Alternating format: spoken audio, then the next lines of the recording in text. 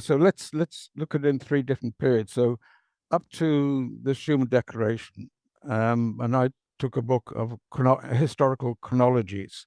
If you take the countries of Western Europe, the six countries, France, Germany, the Benelux, and Italy, and you go back 2,000 years, you won't find a period longer than 50 years where there wasn't a war going on. So the whole area of Western Europe was at war, more or less. They were fighting a war, as someone said, recovering from war or preparing for the next war. And then from 1945 to now, we've had the longest period of peace in all European history. And this is the main key of Schumann's thinking. He was not interested so much in unity by some sort of political means, but to stop war. His background was he was born in an area of coal and steel, and he knew that steel was necessary for making weapons of war, and coal was energy. In other words, nowadays we'd look at it as the energy vector and the strategic materials. If you control those two things, you can control a lot of things in politics.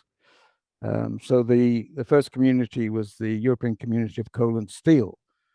And instead of putting the whole of the six nations under one government, he just said, well, let's just put coal and steel under a single entity, and let's create five institutions which will guarantee that we make democratic decisions. And then if you move from that period, there were then three communities. Things changed, and the American strategy document mentions 1990, and that's an interesting thing because we moved from European community idea to the European Union idea. So then the European community just fell out of usage, and American strategy document says in 1990 the Europe, I'm not sure how they find it, continental Europe had 25% of global GDP, and it fell to 14% today. So we're basically in an economic nosedive. So we had a period of time when we had wars for 2,000 years.